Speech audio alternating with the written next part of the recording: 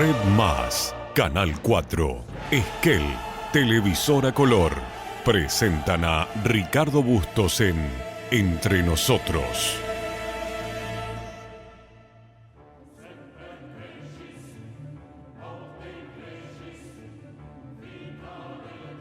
Las siguientes empresas auspician a Ricardo Bustos en Entre Nosotros. Estudio Contable Bernengo. Confiabilidad y experiencia en asesoramiento laboral e impositivo. Museo Leleque, Patagonia. 13.000 años de historia, en forma ininterrumpida desde mayo del 2000. Celufrán Muebles, todo para su hogar.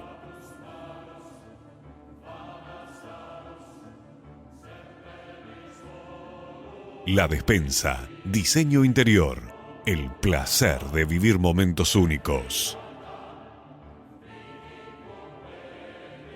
Leandro Sport, indumentaria masculina, más de 50 años vistiendo a generaciones de Esquel. Legión Mat, materiales para la construcción, cimentando el crecimiento y el futuro de la región. Random, la inversión que te hace sentir en casa. ¿Qué tal? Buenas noches, ¿cómo están ustedes? Bienvenidos a esta nueva edición de Entre Nosotros a través de Canal 4, Esquel, televisora a color para toda la región cordillerana. Bueno, un programa reflexivo, intenso, político y optimista. Reflexivo porque en el primer bloque del programa vamos a hablar un poco de la historia de Europa y especialmente de la lucha entre las dos Europas, la Europa del Este y la Europa occidental, la Europa capitalista. La caída del muro de Berlín. Se cumplió o se está cumpliendo por estas horas un nuevo aniversario. El 9 de noviembre de 1989, Berlín quedaba nuevamente reunificada gracias a la caída del muro de Berlín. La Alemania, que había quedado dividida luego de la Segunda Guerra Mundial, queda reunificada un año después, en 1990.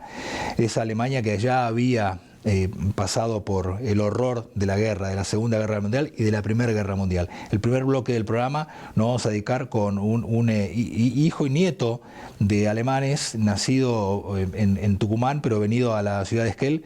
Nos vamos a dedicar a charlar de esto y de los festejos que la comunidad alemana en la ciudad de Esquel tuvo durante este fin de semana, referido precisamente a la caída del muro de Berlín hace 36 años, allá en 1989. Segundo bloque del programa, inversiones. Si hay algo que la ciudad de Esquel y la región necesita, son inversiones. Y inversiones en materia turística. Voy a hablar con el arquitecto Matías Bertolini sobre la llegada del primer hotel 5 estrellas a la ciudad de Esquel, enclavado en el desarrollo inmobiliario Pueblo Carao, a muy pocos minutos de la ciudad de Esquel. Y el tercer bloque del programa, intenso y político, porque hay un debate, hay una tensión muy fuerte entre el poder político y el poder judicial de la provincia del Chubut.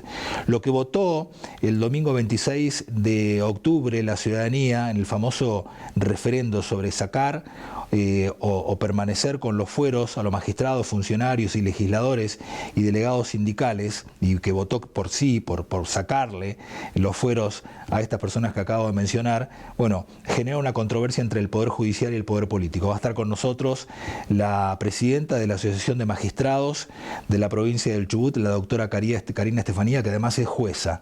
Va a hablar con nosotros sobre la posición que tienen los magistrados sobre este resultado que dio la elección y la promesa de los magistrados de llevar esto a una discusión a las más altas esferas posibles dentro de la jurisdicción de la justicia, tanto a nivel provincial como nacional y supranacional. Todo esto en Entre Nosotros esta noche.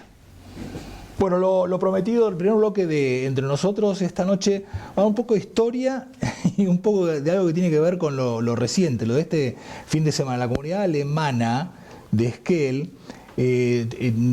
resolvió festejar los 36 años de la reunificación alemana, que comúnmente para aquellos, especialmente para los chicos, lo conocen como la caída del muro de Berlín, que fue un 9 de noviembre, pero hace 36 años, en 1989.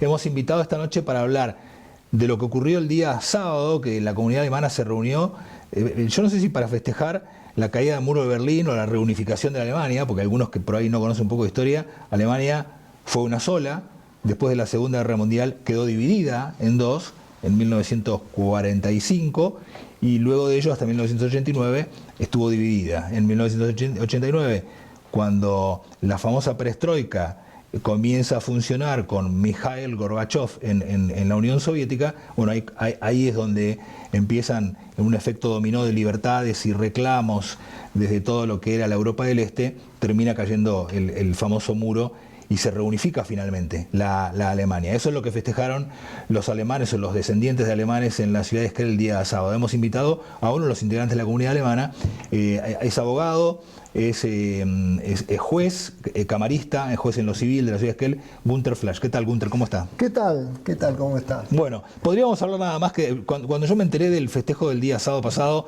digo, podemos hablar nada más que del festejo y quedarnos en la chiquita, o podemos aprovechar y hablar de todo el fenómeno histórico que vivió, porque la historia no es una foto, es una película y podemos rebobinar e ir mirando hacia atrás, ¿no? Sí, así es.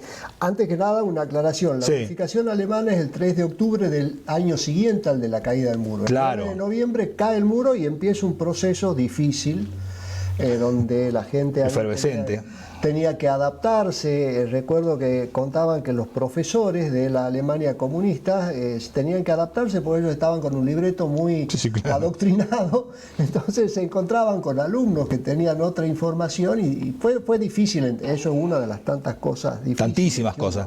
¿Cómo llegaron ustedes a la Argentina, sus antepasadas? No, por suerte, mis abuelos vinieron 3 años antes de la guerra. ¿De cuál de guerra? ¿La primera o la segunda? La segunda. De la segunda. ¿De los 3 años antes de la segunda? En el 37. Ya cuando cerca de 3 años, ya cuando se veía que estaba todo bastante mal, salen un poco, ellos eran opositores, mi abuelo era opositor, salen un poco medio huyendo, tienen que poner las cosas en una valija y salir como corriendo y llegan a Tucumán porque tenían trabajo. ¿Eligen América, eligen Argentina? No eligen cualquier cosa. Ellos se enteran que tenían una posibilidad. Había una empresa que sacaba un poco a la gente que tenía problemas con el régimen y a los judíos también, ¿no? Entonces se entera que tenían posibilidad de ir a Tucumán. No sabía si eso era Asia, África, América, Argentina. Sabía que llegaban al puerto de Hamburgo, ahí le daban pasajes de barco, ellos se subían y se iban a donde. Sin saber si era eso América, Oceanía o lo que sea. Sin importarle. Claro. Era un poco salir de todo eso. Ya estaba el régimen nazi con todas sus persecuciones, faltaba poco para la noche de los cristales, era algo muy, muy feo, muy doloroso. Y bueno, conservo las cartas que le escribía su mamá a mi abuelo y le contaba, bueno, tal familia se fueron, eran que los habían matado. Y cuando venían esas cartas venían con un circulito negro en el sobre. Bueno, son esas historias de todo lo feo que pasaron. O sea que su bisabuela quedó en Alemania. Sí. Ella quedó en Alemania. Quedó en Alemania. ¿Sobrevivió el régimen? Sobrevivió, llegó a visitarlos a sus hijos, porque mi abuelo se viene también con su hermano, y murió en Argentina. ¿Y usted, y sus abuelos, sus padres, usted pudieron volver a Alemania? Yo pude volver, sí, yo pude volver por suerte, pude volver 3 veces. Conocí el pueblo de mi abuelo, conocí Berlín. ¿Ellos eran de Berlín, no? No, ellos eran de un pueblo que queda cerca casi de la frontera con Holanda. Eran de la otra punta, por suerte no tenían. Conozco gente acá que quedó con parientes, porque cuando se hizo el muro quedaron familias divididas, padres que quedaron de un lado, hijos que quedaron de otro. La gente que no conoce la historia, especialmente los chicos que por ahí no tienen demasiado contacto con la historia, claro, la historia es una película, no es una foto. La caída del muro de Berlín, que ustedes el otro día celebraron el sábado, ¿no? Fue una fiesta de la comunidad. La querían hacer abierta a toda la comunidad. Muy buena idea, ¿no? No se pudo porque primero conseguimos un local, pero no nos entendimos. En ese local era solo para una fiesta privada. Pero es buena idea la de celebrar la caída del muro. La vamos a celebrar el año que viene con todo. Sí. Siempre. Pero tiene mucha significancia histórica, hasta política e ideológica, si quiere. No conozco ningún alemán o descendiente de alemán, sobre todo en mi generación, que uno le diga, ¿qué hacías el 9 de noviembre de 1989? Y que no sepa decir que estaba haciendo. Claro. Es como el derribo de las Torres Gemelas en Nueva York. Son fechas que no se pueden olvidar. Todo el mundo, ¿no? Los que están acá hay gente que estuvo en Berlín. Conozco una alemana que vive acá en Esquel. Un día le digo, che, pero vos sos berlinesa, ¿qué estabas haciendo ¿Berlín es de qué parte? ¿Del este o del oeste? De la libre, la parte libre. De la parte libre. Occidental. Y me dice, pará, y me trae una foto, estaba trepada al muro con un martillo. ¿Golpeándolo? Sí. Claro. Fue una... tengo tantas historias de esto de la gente que conocí acá, pero tuve la suerte de conocer Alemania Oriental en marzo, el muro cae en noviembre y yo llegué en marzo. ¿Del otro año del 90? Del otro año del 90.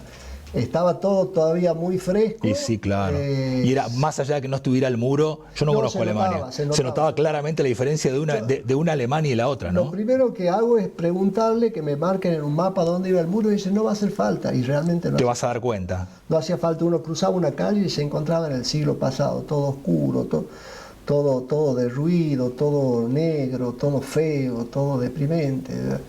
Recuerdo una noche... ¿En el 89 usted qué edad tenía? A ver, soy del 64, 25 años. Era joven, pero lo vivió muy de cerca. Lo viví de cerca por la gente que yo conocía, por las historias de familia, por lo que se hablaba en el pueblo, la gente... ¿Pero usted ya tenía interés por la política? Creo que yo nací con interés por la política. Es decir, si yo le hablo de Gorbachev, o le hablo de Helmut Kohl, o le hablo de Honecker, o le hablo de Reagan, que fueron los personajes, fueron los cuatro personajes de esa época, ¿no? Gorbachev de un lado, del otro lado Reagan, Erich Honecker de un lado, del lado comunista, y Helmut Kohl del lado capitalista. Sí. Son personajes inolvidables. Yo tengo las caras de los cuatro. Tengo la imagen de Honecker una semana antes de la caída del muro, y la falta de conciencia, ¿no? De esta gente cuando ya se sienten desorbitada. Él bailaba contento, bajaba del avión, bailaba contento, no sabía que se le venía la noche a él, ¿no? Y el día a tanta gente, porque realmente fue las cosas que cuentan los que estuvieron ahí y las cosas que cuentan los que cruzaron, ¿no? Pues decía, tenía la mamá de una amiga mía, una conocida, que siempre usaba medias en invierno y verano. ¿Por qué? Cuando sus hijos eran chiquitos, eran bebés, recién estaba el muro, ella tomó sus dos hijos, se fue a cruzar no por Berlín, sino por otra parte, y era un campo que estaba con ruedas de alambres de púa. Y ella caminó lo mismo para pasar por ahí, tenía la piel de las piernas hechas jirones. Llegó al otro lado y bueno, salvó a sus hijos. Claro, cientos de miles de personas perdieron la vida intentando cruzar el muro. Sí, pues digo, la última vez que volví con mi mujer, estábamos una noche caminando por el Spree es el río que cruza Berlín y que un poco en muchas partes divide a uno del otro. Veníamos caminando, bajamos. Ellos tienen la costumbre de poner unas cruces blancas donde murió alguien tratando de cruzar el muro. Hoy ya no se nota nada de eso, ya está todo muy lindo, muy moderno todo. Bajamos del Spree y veo una cruz blanca, me acerco a ver y se llamaba Gunther, como de Goethe, como yo. Kraus había nacido en 1964 como yo y había muerto 3 años antes de la caída del muro. Entonces, mire usted, él nació con el muro ya, el muro es 61. Del 61. Se levanta en el 61. Se levanta en el 61, ya un tiempito antes. ¿Qué es lo que pasaba? En ese periodo de la Alemania comunista antes del muro perdieron 2,5 millones de personas que se cruzaban al otro lado. si iban a tener una crisis poblacional. Era incontenible. No iba a quedar claro, nadie, era incontenible. Entonces, crearon esta aberración de muro que separó a familias, padres de hijos. Y en todas partes, nosotros, las historias que se comentan cuando se junta la colectividad alemana, gente que tuvo familiares que fueron, a ver, recuerdo una señora, no le pedí autorización, por eso no voy a decir el nombre, pero fue a visitar a sus parientes en la Alemania comunista y la seguían. Y ella, como argentina, acostumbrada, los enfrentó, ¿qué me está siguiendo? Bueno, los parientes le pidieron que se vaya porque iban a tener problemas. Que se calme, claro. Con el régimen. Bueno, esa señora, sí. cada vez que se habla de esto, no puede. Los primeros años luego de la caída del muro, en el 90, la Alemania comunista tuvo que ser fuertemente asistida por la Alemania capitalista, que tenía otro grado de desarrollo, claro, para equiparar moneda, para equiparar niveles de vida y demás. Sí. Bueno, hoy la Alemania es una, no se nota la diferencia. No se nota la diferencia. Si uno escarba mucho, llegan a notarse. ¿En los niveles de conciencia de la gente? En la ideología de la gente, en la forma de pensar de la gente. Los que vivieron en la Alemania comunista son mucho más refractarios a muchas cosas. O sea, la AfD, se dice que es el partido de derecha, tuvo mucho más votos en la ex Alemania comunista. Sí. Que en la Alemania occidental, ¿no? La votación fue tremenda a favor de eso. Mirando la Alemania en perspectiva y en retrospectiva, es un país que es una nación, un pueblo que ha sufrido mucho y que ha sido de escarnio para gran parte de la humanidad. Las cosas no llegan porque sí. La Segunda Guerra Mundial o la caída del muro, la Segunda Guerra Mundial, la separación de la Alemania, el Holocausto, la Primera Guerra Mundial, la caída del Imperio Austrohúngaro, del Otomano, del Imperio Británico, que se tiene que deshacer de sus propias colonias. Esta Alemania, la actual, la unificada, la capitalista, la desarrollada, ha aprendido de los errores del pasado, sí, ¿no? Sí, sin lugar a duda ha aprendido y sigue aprendiendo. ¿En qué digo que sigue aprendiendo? Cuando yo fui la primera vez, uno le preguntaba a los alemanes, como joven, curioso y apasionado de la historia, ¿qué había acá? ¿Dónde estaban los edificios nazis? Todo, y ellos lo miraban a uno como si le hubiera preguntado una intimidad incómoda. Era como que de eso no se habla, como que desubicado preguntar eso. Y la última vez no, ya empezaron a hablar justamente, y después de un cierto tiempo, Merkel específicamente, dijeron, bueno, si no se habla, esto puede llegar a volver. Hay que hablar, hay que mostrar, hay que decir, hay que discutir, hay que debatir, todo esto. Lo peor es el silencio. Y empezaron, y hoy por hoy señalan dónde estaba el búnker donde murió Hitler, dónde estaba el edificio de la Gestapo. Me acuerdo, frente al edificio de la Gestapo hay una estatua que si alguien no le explica no se nota, ¿no? Es un señor que está en una estatua, un señor sentado en un banco mirando hacia el lado contrario. Es la imagen de los alemanes buenos que miraron para otro lado cuando eso sucedió. Siempre me pregunté, porque yo conociéndolo a mis abuelos y conociendo a mucha gente, porque hay bastante gente que vino de allá, ¿por qué llegaron a eso? ¿No? ¿Por qué llegaron a esa? Y siempre tenía esa duda. Hasta que una vez llegó a mis manos un libro de Erich Fromm. Ajá. ¿Cuál de ellos? El miedo a la libertad. El miedo a la libertad, claro.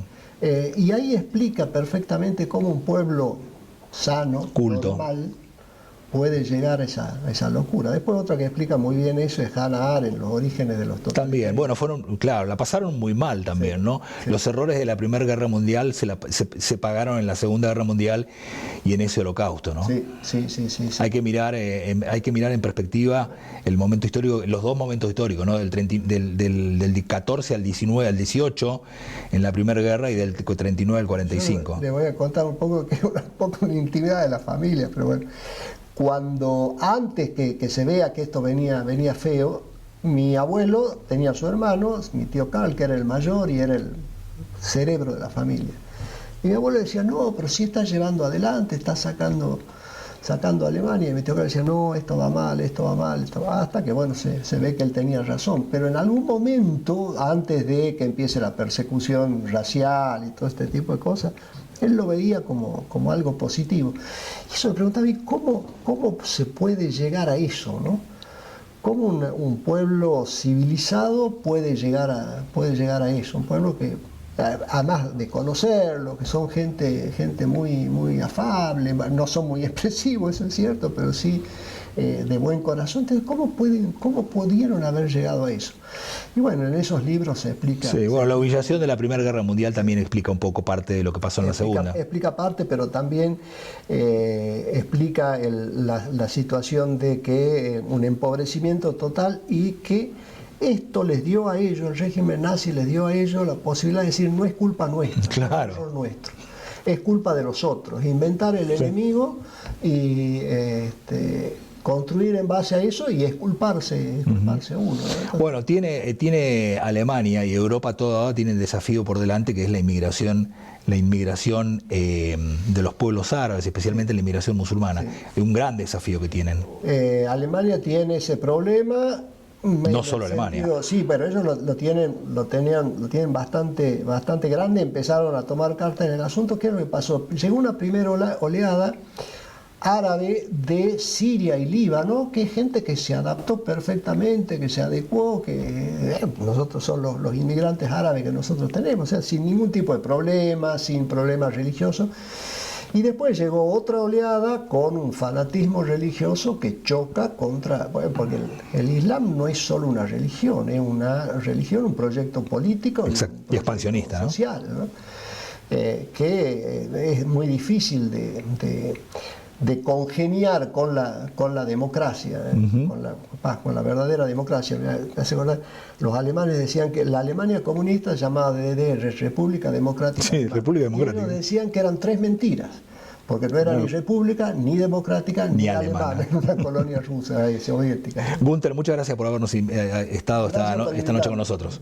El año que viene, si hacen la fiesta abierta, estaremos con ustedes. Muy bien, muchísimas gracias. Nos vamos a ir a un corte en segundos nada más, volvemos con el segundo bloque entre nosotros.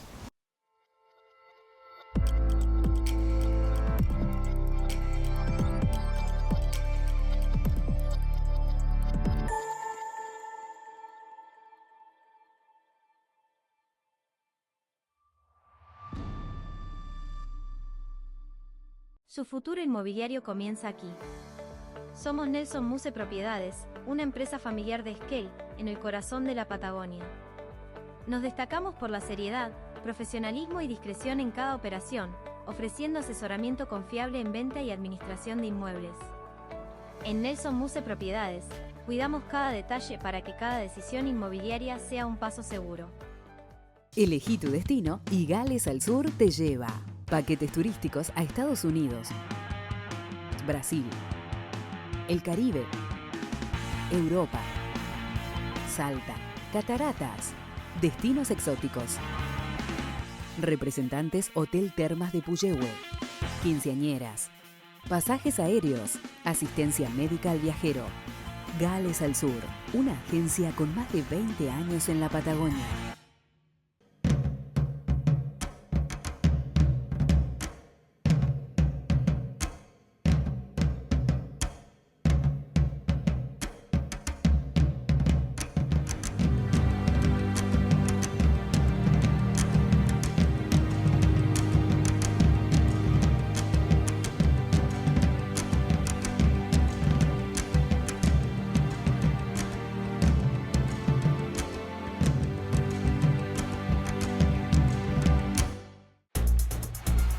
Cuando confías te animás a cualquier desafío. Por eso Manu va a hacer judo y la Peque va a jugar al básquet.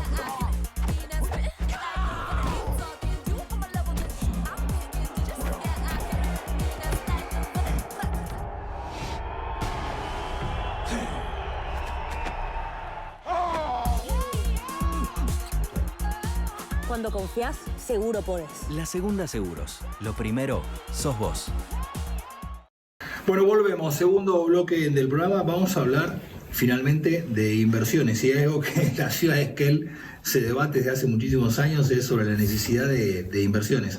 Esquel hace muchos años, algunos que ni habían nacido y otros eran muy chiquitos, en el año 2003 se puso a discutir y sigue todavía dando vueltas en derredor de la cucha como el perro, sin entrar, de lleno hacia el proceso virtuoso de las inversiones millonarias, no de las micro o nano inversiones, sino de las inversiones millonarias. En el año 2003 se dio ese famoso debate o discusión en la ciudad sobre si la ciudad tenía que tomar un perfil a través de las inversiones mineras o si tenía que ser turístico. Bueno, dijeron que no. Después se podrá discutir, eso en algún momento lo vamos a discutir, pero dijeron no, queremos ser turísticos. Bueno, desde el año 2003 hasta la fecha, recién ahora podemos decir que hay inversiones turísticas de montos considerables, millonarios, por decirlo de alguna manera.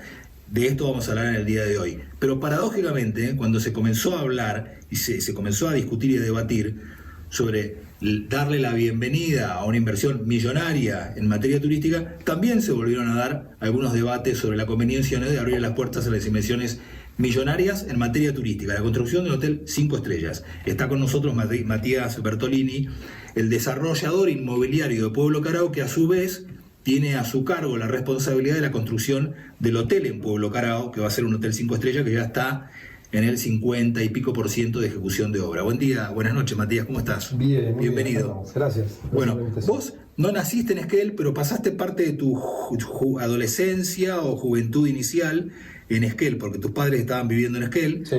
Después terminaste la secundaria, te fuiste a la facultad, te recibiste de arquitecto y volviste a Esquel decidiendo desarrollar tu profesión en Esquel. Vine hace unos cuantos años a trabajar en una empresa constructora que hacíamos obra pública y tuve una experiencia ahí de 5 o 6 años en obra pública. Hicimos muchísimas construcciones y bueno, palpé un poquito, viví un poco lo que fue trabajar en una empresa privada pero que hacía obra pública, o sea que de alguna manera está dentro del ámbito estatal.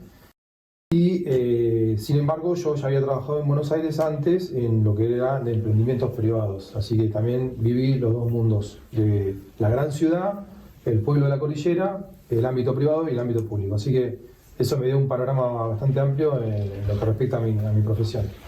Y bueno, finalmente después de toda esa experiencia termino haciendo mi empresa desarrolladora y constructora, que es Compañía de Desarrollo Sur, sociedad anónima, desde el 2019 hasta ahora, y hemos desarrollado proyectos de cierta envergadura inmobiliarios, tanto en Esquel como en el resto de la cordillera de, digamos, Villa Langostura, estamos en Neuquén Capital, en Vaca Muerta, bueno, en Bariloche, distintos lugares hemos desarrollado proyectos. Y ya hace un tiempo que, poco inesperado y feliz, estamos haciendo nuestros proyectos más importantes acá en Esquel, hoy día. Básicamente, desarrollo de Pueblo Carao. Exactamente. El emprendimiento Pueblo Carao, que en esta ida y vuelta que te cuento desde la gran ciudad al pueblo y de lo público a lo privado, hoy estamos haciendo un cambio total de paradigma, por lo menos en mi actividad, proponiendo un proyecto de una escala importante, muy importante, y de una alta calidad, con un montón de condimentos que son únicos para un desarrollo. Y bueno, esto es Pueblo Carao, que está a 6 kilómetros de la ciudad de Esquel, frente a una laguna, un entorno natural, como todo lo que tenemos acá, poniendo en valor la historia, la cultura de cómo se desarrolló toda la provincia, particularmente con los inmigrantes y los pueblos originarios, y también poniendo en valor el estado natural de nuestro entorno, ¿no? Y tratando de conservarlo. Y juntando todo eso, ofreciendo un proyecto, un producto súper desafiante, súper disruptivo en Patagonia, para salir a competir de igual a igual con otros proyectos que hay en el resto de la cordillera, que está mucho más desarrollado que nosotros, ¿no? Así que es todo un desafío. ¿Competir con quién, por ejemplo? Dame un nombre. Y nosotros no competimos con Esquel ni con Trebel. No, ¿con quién compiten? Nosotros competimos con grandes proyectos en San Martín de los Andes. Nómbrame uno. Y todo lo que involucra, yo qué sé, laderas en Chapelco, tantos otros loteos que hay muy lindos en las afueras, yendo para Junín, emprendimientos que hay en Bariloche, en Villa Langostura. Porque, ¿qué pasa? ¿Quién nos va a comprar a nosotros? Aparte de las personas de la comarca, familias que ya han confiado en nuestro proyecto, sí, ¿no? Que son bastantes, pero exceden el proyecto el público local. ¿Están para jugar en algún momento en las ligas de Cumelén, Arelauquen? Nosotros no apuntamos lo más arriba que podemos y no nos achicamos. Creemos que tenemos una linda historia para contar, tenemos un lindo producto para ofrecer, una alternativa en el menú de las opciones de la cordillera, ¿no? En lo que hace de vuelta al desarrollo inmobiliario. Sí. O sea, cualquier persona que busque Patagonia, estamos hablando de Argentina, Chile, en la cordillera argentina. ¿No le va a chilena, pasar desapercibido? Exacto, va a tener una opción nueva en un ámbito entre la estepa y el bosque, como es nuestro lugar, con todo nuestro antecedente histórico, con un contacto directo con la naturaleza y también teniendo la posibilidad de desarrollar actividades de aventura, de Patagonia, cabalgatas, sobrevuelos, avioneta, yo qué sé, miles de opciones que estamos todo el tiempo creando, la granja turística y demás. ¿Un viñedo? Tenemos el proyecto del viñedo, o sea, tenemos muchos proyectos que te van a ofrecer experiencias que en otros lugares quizás no los encuentres todos juntos y con la misma cercanía, disponibilidad y exclusividad que vamos a ofrecer nosotros. ¿Cuántos lotes son? Nuestro proyecto son 100 lotes, son pequeñas chacras porque tienen 4.000 metros cuadrados, casi media hectárea, donde cada terreno es para desarrollar una vivienda unifamiliar. ¿Qué vino primero, el loteo del desarrollo urbanístico o el hotel que están construyendo en paralelo que apunta a ser 5 estrellas, sino 5-4? Bueno, ¿qué vino primero? Primero se pensó todo un master plan general en el que nosotros queríamos hacer una urbanización, o sea, un barrio residencial de alta calidad, y como no estamos en la ciudad, estamos en otro lugar, estamos cerca, pero es un lugar de campo abierto, donde no hay servicios, no hay nada, básicamente. Entonces queríamos dotarlo de servicios de calidad y que sean económicamente sostenibles. ¿Qué quiere decir? Que no tengan que pagar altas expensas, que si íbamos a poner una piscina, un gimnasio, un restaurante, sea viable y que pueda sostenerse en el tiempo. Entonces, ya veníamos en paralelo con la idea de desarrollar un hotel de 5 estrellas de alta calidad como una unidad turística importante para desatar este nudo que venimos teniendo en décadas. Del que vengo hablando. Exactamente, para poder saltar a ofrecer turísticamente, claro, un producto que hoy no tenemos. Entonces veníamos con el proyecto de la hotelería, tratando de desarrollarlo, y con el master plan de Pueblo Carao. Y bueno, dijimos, para tener servicios, metamos el hotel dentro del proyecto, cosa que la gente que tiene la casa pueda tener una membresía en el restaurante, en el gimnasio, ir a la pileta y tener un restaurante funcionando dentro del barrio, que a su vez se va a sostener porque va a vender habitaciones y va a tener huéspedes. Entonces es como una sinergia entre proyectos económicos que están juntos y se retroalimentan.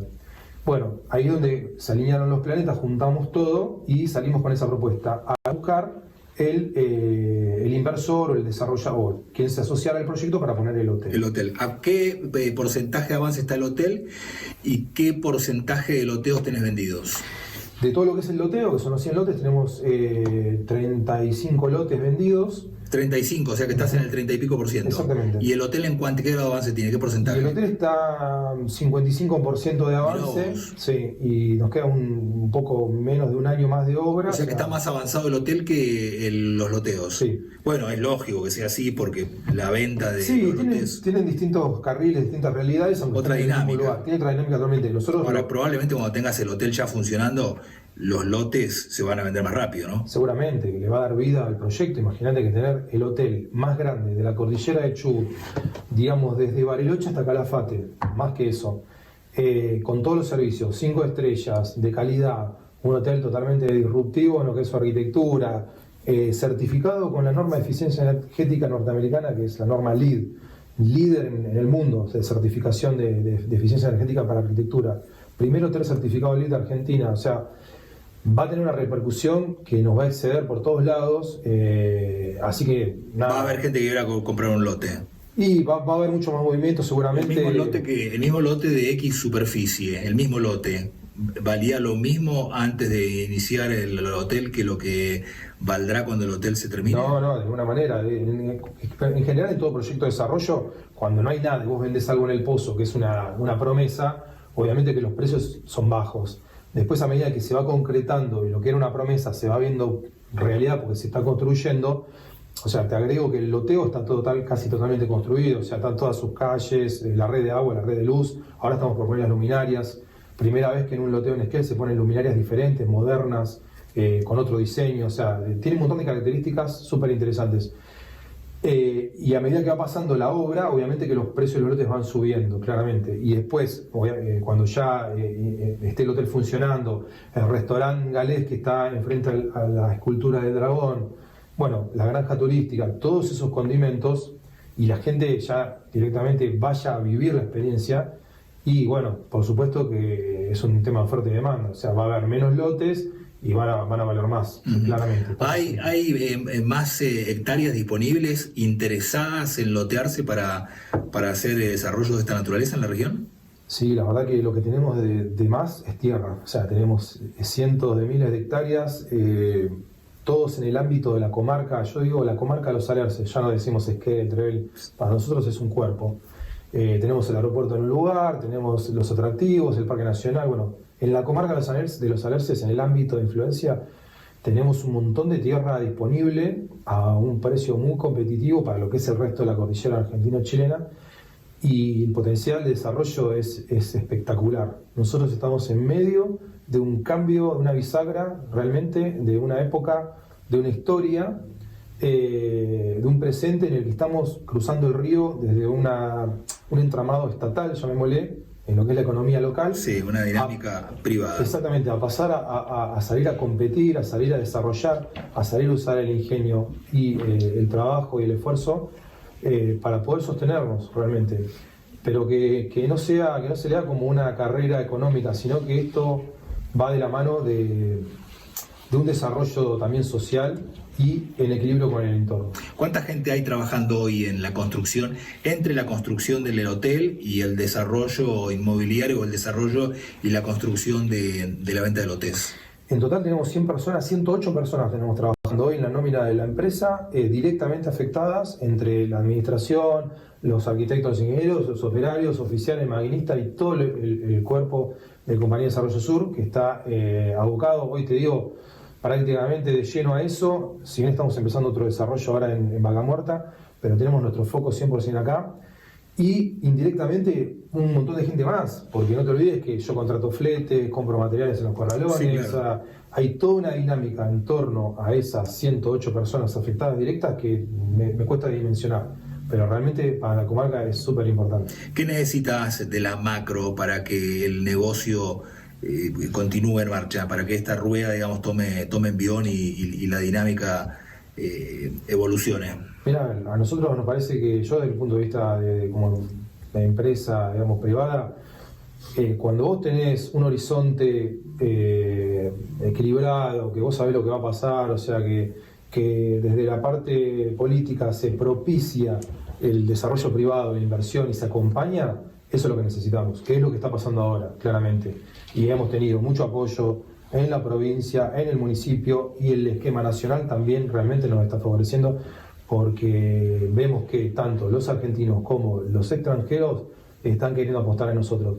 Y particularmente la Patagonia tiene, la verdad, que un crecimiento esperado y una expectativa enorme. Así que nosotros estamos muy entusiasmados, muy metidos en nuestro proyecto, y las expectativas son muy grandes. ¿Por qué al principio, cuando la rueda comenzó a querer moverse, había tanta resistencia o tanta desconfianza, tanta sospecha? Mira, yo la verdad que lo atribuyo que nosotros, como te decía, venimos de un entramado netamente estatal. O sea, todo lo que sucede acá dependía de, no sé, de oficinas municipales, provinciales, nacionales. Entonces, pasar de décadas de ese esquema a esto, que es una fractura, porque realmente las administraciones públicas cambiaron drásticamente, los recursos se achicaron. Entonces, pasar de un esquema al otro tan rápido, porque esto es muy reciente, desde ya que a la mayoría de la gente, sobre todo la gente local, en el momento cero donde nosotros empezamos con el desarrollo, mucho desconocimiento, falta de información. Entonces, nosotros hemos hecho un trabajo muy grande, muy exhaustivo, y lo seguimos haciendo en comunicar lo que estamos haciendo, porque realmente nos parece que el proyecto tiene bases muy sólidas y es muy bueno para todos. No queremos que sea un proyecto de nosotros, o sea, de nuestra empresa o mío, sino que para mí es un proyecto de la comunidad. nos tiene que servir a todos. Estamos todos adentro del proyecto y eso es lo que nosotros presentamos y tenemos las puertas abiertas siempre para que se sumen a traer ideas y a seguir generando y gestionando. Siempre bajo el respeto de la naturaleza, esto que queremos poner en valor nuestra cultura y todo lo demás. Y apuntando a la excelencia, a lo mejor. Vamos a competir y vamos a hacer lo mejor que podamos hacer. Y somos buenos, podemos hacerlo. Matías, muchas gracias. Gracias a vos. Bueno, nos vamos a un corte en segundos nada más. Estamos volviendo con el tercer y último bloque de Entre Nosotros de esta noche.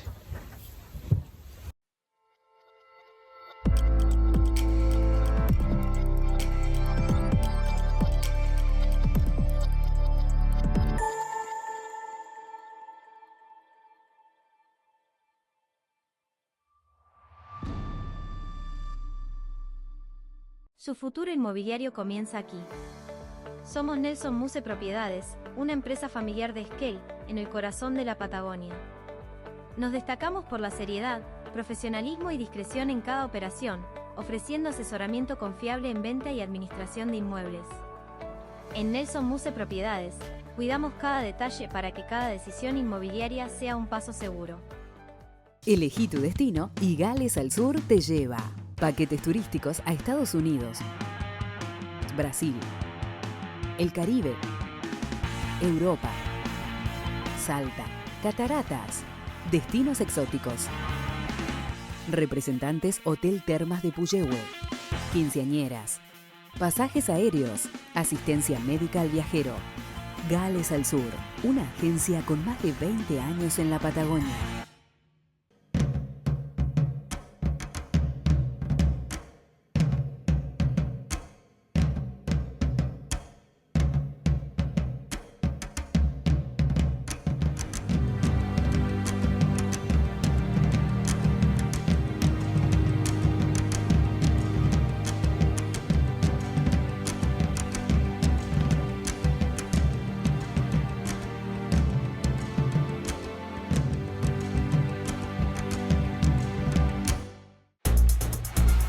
Cuando confías te animás a cualquier desafío. Por eso Manu va a hacer judo y la Peque va a jugar al básquet.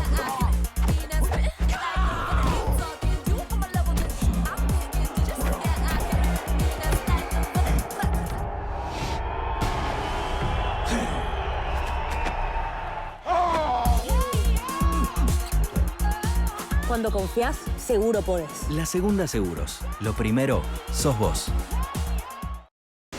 Bueno, volvemos. Tercer bloque y último del programa y tiene que ver con política, con mucha política, y tiene que ver con la injerencia de uno de los tres poderes del Estado, probablemente el más importante, el Poder Judicial, que probablemente esté puesto en la cabeza de la gente como el menos importante de todos. Siempre se habla del gobernador, los ministros, los diputados, y después se habla del Poder Judicial, los jueces, los fiscales, los defensores.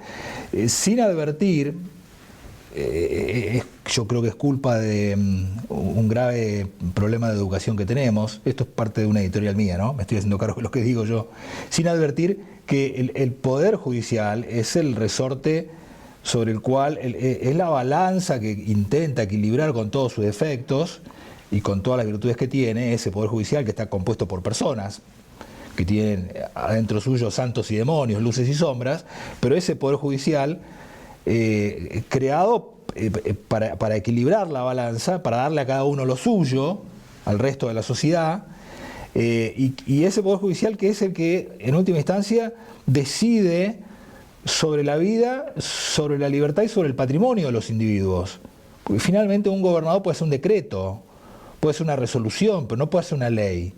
Y finalmente también los diputados pueden hacer una ley que tiene que ser constitucional, y quien finalmente decide si una ley es constitucional o no son los jueces. Y en última instancia los ministros de la Corte o los ministros del Superior Tribunal de Justicia, que dicho sea de paso son propuestos por un gobernador de turno o presidente de turno y avalados por una legislatura o por un Congreso de la Nación. Pero son ellos, los jueces, los que tienen que, a conciencia se supone, y si no hay que desplazarlos si cometen algún ilícito, y si cometen algún ilícito bien desplazados que estén y que paguen, pero son ellos los que a conciencia tienen que fallar y tienen que darle a cada uno lo que corresponde, pero a conciencia, no presionados ni por la opinión pública ni por el látigo del poder de turno, del gobernador de turno, del presidente de turno. Bueno, digo esto porque en las últimas elecciones, el 26 de octubre, se coló adentro de la elección, que fuimos a votar todos los chubutenses, algo de lo que se debatió muy poco, tuvo poca difusión, pero tuvo gran aceptación por parte de la gente, que es el referéndum sobre si está de acuerdo o no la ciudadanía, que votó la ciudadanía, mayoritariamente dijo que sí, en quitarle los fueros a legisladores, a funcionarios, magistrados, representantes gremiales. Entonces acá que no se dio una discusión muy fuerte, el oficialismo lo planteó como que esto era poner a todos en un plano de igualdad, pero no somos iguales. Los jueces no son iguales, por ejemplo, los jueces no pueden ejercer el comercio. Hay un juez, Petris, ahora que está siendo investigado, pues se lo denuncia de haber ejercido el comercio. Los jueces no pueden ejercer el comercio, no son iguales al resto. Lo único que pueden hacer es docencia, nada más. Les está vedado todo tipo de actividades. O sea, no son iguales al resto, los jueces y magistrados. Pero se trató de decir que se hacía campaña diciendo, somos todos iguales. Cuando se eliminen los fueros, vamos a ser todos iguales. Bueno, finalmente el resultado de la elección, todos lo conocemos, desde el punto de vista de quién fue el diputado más electo, la diputada más electa, segundo salió el peronismo, tercero salió el oficialismo provincial, bueno, todo eso tiene que ver con la política. Pero con respecto al resultado del referéndum, la gente avaló lo que la legislatura había votado y necesitaba ser avalado porque era una modificación a la Constitución, que es decir, a partir de ahora se quedan sin fueros los magistrados, que ya habían puesto el grito en el cielo, ya habían advertido los riesgos de todo esto, que era Petris, quien ahora está siendo investigado, inmediatamente después de haber advertido la peligrosidad de la eliminación de los fueros, fue puesto en el banquillo de los acusados, se puso la lupa sobre él. Harina de otro costal, lo analizaremos otro día eso. Pero hemos invitado hoy a la nueva presidenta de la Asociación de Magistrados, la doctora Karina Estefanía, quien luego del resultado de este referéndum, representando a los magistrados y funcionarios de la provincia del Chubut, emitió un comunicado diciendo que van a llevar esta situación, la van a llevar hasta donde puedan, lo más alto, van a llegar lo más que puedan, para plantear que esto no es pertinente llevarlo a donde llegó. Karina Estefanía, buenas noches, ¿cómo estás? Hola, ¿qué tal? ¿Cómo estás? Bueno, hice mi editorial, que es mía, me hago cargo de eso, pero traté de poner en contexto lo que está pasando. Así que mi editorial me hago cargo, no hace falta que, no hay problema. que aclares nada, pero de lo otro corregí lo que creas que hay que corregir de lo que dije. No, en líneas generales efectivamente se hizo una reforma constitucional que su trámite comenzó en el mes de febrero de este año, con un envío del Poder Ejecutivo de un proyecto de ley que no tuvo tratamiento en la legislatura, podemos decirlo así, porque a la semana siguiente se aprobó sin ningún tipo de debate, o sea, no hubo reuniones de comisión, no se invitó a los actores sociales de todos los órganos que... Juristas y demás. No, ni juristas, ni también, como vos decís, no solo se le sacan los fueros a los magistrados, también a los sindicalistas, también a los legisladores y a los integrantes del Ejecutivo. No hubo debate, de hecho la oposición de la legislatura se quejó sobre este aspecto porque apareció el dictamen a último momento, pero bueno, luego de la sanción de la ley tampoco hubo un debate social, no hubieron espacios públicos donde se pudiera explicar a la sociedad qué significaba esta ley que pretendía reformar la Constitución y que con el referéndum y la mayoría votando por el sí quedó aprobada y que ya, digamos, está en vigencia. Nosotros efectivamente en su momento con la presidencia del doctor Petris se interpuso una acción de inconstitucionalidad que fue rechazada por el Superior Tribunal de Justicia, a quienes además recusamos porque entendíamos que no podían intervenir en esta causa por varias razones. La primera de ellas y la más lógica es que son ministros del Superior Tribunal alcanzados por la Constitución que se reforma y a los cuales le estábamos pidiendo que declaren la inconstitucionalidad.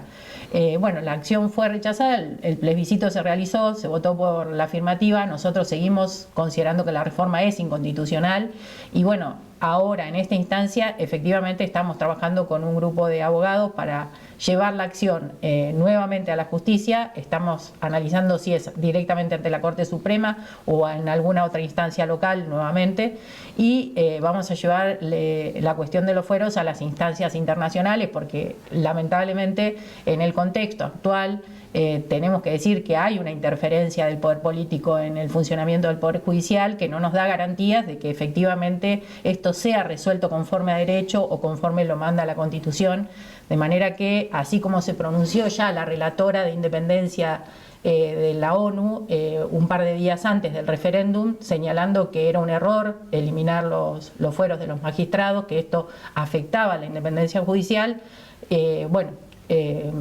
cumplido el referéndum y teniendo en cuenta el resultado, nosotros vamos a iniciar las acciones. Yo quiero decir que efectivamente vos lo decís muy bien, la gente votó y nosotros somos muy respetuosos del voto de la gente, lo cual no quiere decir que estemos de acuerdo en cómo haya votado la población. En primer lugar, porque hay dos situaciones que influyen en el voto de la gente y que nosotros somos conscientes. Por un lado, la falta de legitimidad que tiene el Poder Judicial, o sea, la gente está muy enojada con quienes trabajamos en el Poder Judicial, especialmente con los jueces. Eso lo podemos hablar después, sí, claro, después lo podemos hablar. Pero bueno, y el otro tema es que se dijo que con la eliminación de los fueros íbamos a ser todos iguales. Pero no somos todos iguales. Somos todos, para que no ante la ley somos todos iguales, pero vos no podés ejercer el comercio. Tenemos distintas funciones, exactamente. Vos no podés ejercer el comercio. Exactamente. O sea, todos somos iguales ante la ley en cuanto a nuestros derechos. Sí, pero vos tenés obligaciones que yo no tengo. Pero ejercemos distintos trabajos. Nosotros trabajamos de jueces y como tal necesitamos ciertas protecciones para poder ser libres a la hora de resolver. Bueno, y a ver Yo venía pensando en un ejemplo en la ruta, cuando venía manejando, digo, ¿cuál sería el ejemplo? Por ejemplo, si yo trabajara en las alturas, la ley diría que yo tengo que estar protegida con un arnés para poder hacerlo sin correr riesgo mi salud ni mi vida. Bueno, yo no trabajo en la altura, trabajo con la ley, dicto resoluciones que hacen a la vida de las personas, a la libertad. Bueno, yo necesito proteger mi libertad para resolver. Está bien, ahora, para que la gente comprenda, porque la gente confunde fueros con privilegios. ¿Qué es un fuero? ¿Para qué? Porque hay un caso muy claro. El otro día alguien dijo, bueno, defiende los fueros, algo tenía que ocultar. El caso de Petris, yo no quiero acá traer el caso puntual de Petris, porque para eso tendrá que defenderse Petris o tendría que hablarlo con Petris. No es viable que el caso de Petris lo hable contigo. Pero Petris, con fueros, fue acusado, fue denunciado y hoy está en uso de licencia. O sea, tuvo que ser licenciado porque está siendo sometido a un proceso. Es más, el Consejo de la Magistratura recibió esa denuncia y hoy Petris no está ejerciendo de juez. Bueno, en primer lugar los fueros no son un privilegio, o sea, justamente ese es el fuero no es una licencia para delinquir. Es una protección de la ciudadanía, ni siquiera es una protección personal de quien ejerce la magistratura. Quiero decir, el fuero no es una licencia para delinquir. Absolutamente, de hecho en la provincia del Chubut han existido, ningún juez se ha amparado en toda la historia cuando ha sido investigado, ya sea por un delito o por una inconducta que no alcanza a ser delito, pero que es un incumplimiento de las funciones. Nunca se han parado los jueces y siempre ha podido ser investigado y incluso han sido condenados. O sea, en principio... Destituidos incluso. Y destituidos, claramente. Si nosotros vamos al ejemplo de la historia, ¿cuántos legisladores o gobernadores han sido destituidos? Y seguramente vas a tener el número 0. Sin embargo, los jueces que han sido denunciados o los magistrados por mal desempeño o por la comisión de un delito rápidamente son destituidos y son enjuiciados sin ningún tipo de Entonces, ¿para qué sirve el fuero? Sirve para evitar las presiones. ¿Para qué? Para evitar las presiones. Porque justamente... De todos modos, las presiones existen. Pero no de la intensidad que van a existir desde que nos saquen los fueros. A ver, por ejemplo, si no tenés fueros, al no tener fueros, ¿qué? La libertad. Lo primero que ponen en riesgo cuando vos no resolves del modo que ellos pretenden es una denuncia para que vos puedas estar enjuiciado penalmente. ¿Un invento de denuncia?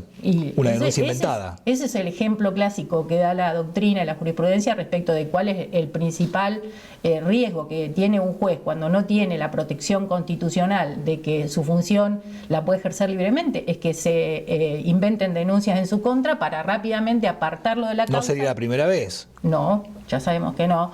Y te digo que es un momento muy complejo porque no sé si está saltando lo que ha ocurrido en estos días respecto de cómo es la injerencia del poder político en el Poder Judicial en este momento. Sí, claro. Nosotros lo hablamos no solo a nivel local, sino a nivel nacional, de que la historia de Chubut no registra momentos como estos.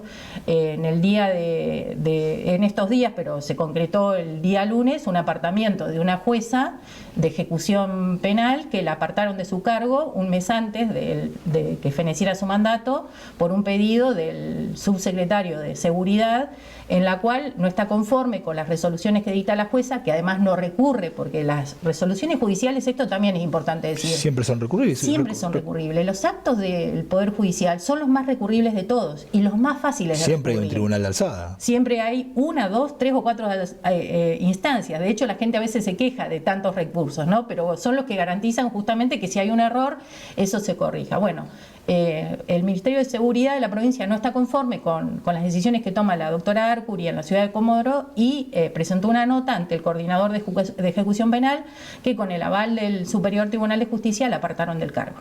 Esto es un hecho extremadamente grave, o sea, es la primera vez en la historia que un juez es apartado de su función por una decisión por fuera de la ley, pero además ni siquiera fue notificada personalmente de la decisión. Bueno, nosotros justamente este tema lo hemos denunciado en el día de ayer, hemos pedido la intervención del Consejo de la Magistratura y también hemos pedido la intervención del Pleno del Superior Tribunal para que esto se resuelva, vuelvan a poner en el cargo a la doctora Arcuri, que no le queda mucho tiempo en el mandato que estaba ejerciendo, pero ello no obsta a que no hagamos notar que esto no puede suceder. Ni siquiera hay contra ella una denuncia de mal ejercicio en las funciones de su cargo. No, absolutamente nada. Simplemente no me gustan los fallos. Exactamente. Y lo dice claramente, no solo lo dice la nota del subsecretario dirigida al coordinador, sino que lo grave de todo esto es que esto ha sido avalado por parte del Poder Judicial. ¿Por parte del Superior Tribunal? Sí, por un lado por el coordinador penal, que es un juez que ha sido designado a tal efecto de la ciudad de Madrid, y luego esa decisión del juez fue avalada por el presidente del Superior Tribunal de Justicia. Nosotros hemos pedido la intervención del Pleno y que se vuelva para atrás. Pero bueno, estas son las injerencias que por siempre ha tenido el poder político en cualquier lugar del mundo. Por eso es tan importante que las garantías de protección del Poder Judicial. ¿En cuántos países del mundo los jueces no tienen fueros? Mira, en realidad yo estuve estudiando y en realidad no hay países donde no tengan fueros. Tienen distintos alcances los fueros. De hecho, nosotros, por ejemplo, en Estados Unidos es más importante el fuero patrimonial de los magistrados que el fuero de la inmunidad de arresto. Nosotros en nuestra Constitución Nacional tenemos los dos tipos de fueros. O sea, quienes trabajan en la Justicia Nacional y Federal tienen los dos tipos de fueros. Pero en Europa tienen todos la inmunidad de arresto. Y de hecho, lo que no existe ya y que nunca existió en Chubut es la inmunidad de proceso. ¿Qué es esto? Que permite que la persona sea juzgada en el momento, que sea condenada. Solo al momento de que se tenga que proceder a su detención, ahí se necesita desaforar. Es decir, pedirle al poder que le saque los fueros. En el caso de los magistrados, como decía, nunca fue necesario porque se lo destituye antes de que proceda. No llega a esa instancia. Y la otra posibilidad... Pero la persecución penal no se obstruye. No, sí, se instruye. Es más, si vos, te pongo a vos porque te tengo adelante, si vos sos sorprendido en plena fragancia de un delito... Te detienen. Ahí te detienen y te llevan. La ley tiene esa excepción porque no tenemos justamente ninguna diferencia. El problema es el hecho de que sea juez no te habilita que si te robás cometer ningún delito, al contrario. Un salame del supermercado. Absolutamente. Al contrario, nosotros, la sociedad nos exige ejemplaridad. O sea, fundamentalmente, ¿qué espera de los jueces? Espera un estándar de comportamiento elevado. Sí, eso tendríamos que entrar eso sería materia de discusión de otro día, sería otro tema, porque muchas veces vemos que gran parte de lo que percibe la gente del Poder Judicial, como del Poder Político también, ¿no? Es que no está a la altura de las circunstancias, ¿no? Jueces, defensores que se eximen de entregar su documento de identidad diciendo que porque soy yo me tenés que conocer y no te doy el DNI. A la gente no le cae bien eso. Entonces, bueno, después pagan justos por pecadores, o después paga todo el Poder Judicial o toda una institución por magistrados que no están a la altura de las circunstancias. Claramente, o sea, por eso nosotros decimos, esto no nos... Cuando decimos somos iguales, somos iguales. Es más, nos exige la sociedad que seamos iguales pero mejores en el comportamiento. Hay cosas que al ciudadano común que no ejerce la magistratura no se le exige. O sea, nadie pondría en crisis que a un ciudadano común le pidan el DNI y le diga a la policía no lo tengo, no te lo quiero mostrar. Pero como vos decís, si lo hace un magistrado, aún sea un defensor o un fiscal, a la sociedad le molesta porque entiende que tenemos que dar el ejemplo. Eso tiene relación con el discurso que se ha venido, digamos, sosteniendo de que efectivamente con esto todo va a cambiar, de que a partir de ahora con esta reforma constitucional todos vamos a ser iguales y el Poder Judicial va a funcionar mejor. Bueno, no va a funcionar mejor. Va a estar el Poder Judicial un poco más debilitado de lo que está actualmente. Y si el Poder Judicial va a estar más debilitado de lo que está, que ya está debilitado, vos, en carácter o en condición de presidenta de la Asociación de Magistrados, es decir, de que representás a los magistrados, jueces, fiscales, defensores o fiscales, no sé si... Sí, también. ¿No te da que pensar que podés tener el mismo final que Petris? Y déjame terminar la pregunta o fundamentarla. Petris fue presidente de la Asociación de Magistrados y Petris, en condición de presidente de la Asociación de Magistrados, hizo la misma advertencia que vos, y hasta antes de haber hecho esta advertencia que estás haciendo vos, a Petris nadie lo tocaba. Además, en algún momento determinado hasta sonaba como hipotético integrante del Superior Tribunal de Justicia de la provincia. De golpe, de buenas a primeras, le encontraron un pasado a Petris horrendo. De golpe se lo encontraron. Petris tenía hace 20 años, 20 y pico de años, tenía situaciones que se las dejaron pasar y nadie vio nada. Ahora, cuando el tipo levanta la mano y dice, che, esto es peligroso, ¿qué es lo que está diciendo vos? Bueno, lo borraron de un plumazo. No está destituido, pero está al borde de que lo destituyan. ¿Vos no tenés miedo de que te pase lo de Petris? Mira, en principio te voy a decir dos situaciones. ¿Se entiende lo que quiero decir? Entiendo perfectamente lo que decís. Nosotros claramente desde la Asociación de la Magistratura estamos alertas y estamos observando el proceso judicial que se sigue contra el doctor Petris y vamos obviamente a estar verificando el debido proceso. Por supuesto que vamos a intentar de que él pueda defenderse de la manera que corresponde como cualquier ciudadano y no tiene que demostrar su inocencia. Van a tener que demostrar que todo aquello que se dijo públicamente es cierto. Hasta ahora, de todo lo que se dijo mediáticamente o por las redes sociales fundamentalmente, se ha demostrado muy poco. Las dos causales por las que se elevó el caso al Tribunal de Enjuiciamiento son muy distintas de lo que se habla en los medios. De hecho, por ejercicio del comercio, por tener unos departamentos en alquiler, o sea, no es que inclusive por un error en la inscripción en la FIP. Y lo segundo, por no haberse excusado en una causa. Esto, para aclararlo, como te digo, nosotros estamos alerta al debido proceso. Si a mí me quieren hacer una denuncia y me van a asegurar que yo me voy a poder defender, bueno, solo porque estoy en el cargo de la Asociación de Magistrados, bueno, me defenderé de lo que me acusen. No tengo miedo de que me hagan lo mismo, como dije, en una sociedad democrática, en un sistema democrático republicano de gobierno. El Estado y quienes lo integran deben estar preparados para las críticas constructivas, porque nosotros entendemos desde la Asociación de la Magistratura que nuestro objetivo fundamental es defender la independencia judicial, pero no la asociación de Chubut.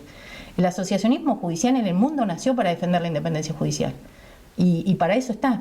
Entonces, todos los que integran hoy la legislatura, el señor gobernador, que además tiene la suerte de haber nacido ya en un sistema democrático porque es muy joven, seguramente va a entender que quienes estamos en la Asociación de Magistrados estamos obligados a hacer respetar la ley, y de hecho hemos jurado para eso los jueces, de que justamente si a mí me plantearan la inconstitucionalidad de la norma, seguramente no voy a poder intervenir porque he dado opinión, ¿no? Pero vamos a suponer que no lo hubiera hecho, de esta norma, ejerciendo el cargo, y declararía la inconstitucionalidad. ¿Está claro? Sí. O sea, porque me lo van a plantear y lo voy a tener que resolver conforme juré en su momento. Sí. Y nosotros tenemos un sistema constitucional convencional que la ciudadanía por ahí no entiende, pero los que gobiernan sí, que la Argentina ha ratificado una cantidad de tratados internacionales, y una de las garantías y un derecho humano elemental es justamente el derecho a un juez independiente.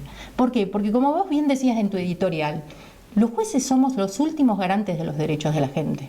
La vida, la libertad, la salud. Cuando viene una persona presenta un amparo porque la obra social Ceros no le da una prestación médica, el juez tiene que ser independiente y poder resolver esa prestación sin que nadie lo presione, que si resuelve favorablemente al amparista va a poner en crisis el funcionamiento de la obra social. No sé si me queda claro. Sí, clarísimo. Entonces, hay un montón de situaciones que en general la ciudadanía piensa: yo nunca voy a ir a la justicia y nunca voy a necesitar un juez independiente. Y en realidad todos estamos sometidos a un sistema de convivencia que muy probablemente en algún momento de la vida necesitemos que el Poder Judicial atienda nuestros derechos. En ese momento es cuando el ciudadano valora la independencia judicial.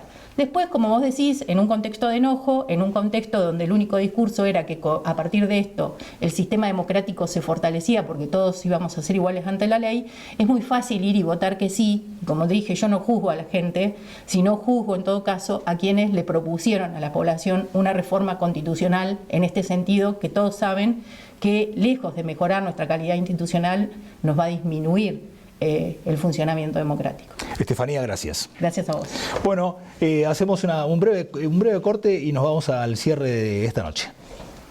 Las siguientes empresas auspiciaron a Ricardo Bustos en Entre Nosotros: Estudio Contable Bernengo, Museo Leleque, Celufrán Muebles, La Despensa, Leandro Sport, Legión Mat, Random.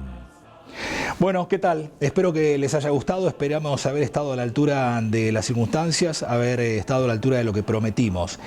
Un paseo, una revisión por la historia de Europa y el impacto que tiene aquello que sucedía en la Primera Guerra Mundial, en la Segunda Guerra Mundial, en la construcción allá por 1961 del famoso muro de Berlín, la caída del muro de Berlín en 1989, la crisis del comunismo, la Guerra Fría y estos momentos y el debate en el cual está prácticamente toda la Europa frente al avance del totalitarismo musulmán en Europa. Bueno, el primer bloque del programa con Günter Flasch, el segundo bloque del programa y las inversiones que llegan finalmente a la ciudad de Esquel desde aquello que era tan anhelado y tan soñado, que tiene que ver con las inversiones en el sector turístico. Y el tercer bloque del programa, ustedes acaban de escuchar a la doctora Karina Estefanía sobre esta tensión que hay entre el poder político de la provincia del Chubut y el poder judicial. Nos vamos a encontrar la próxima semana. Buena semana para todos. Será hasta entonces.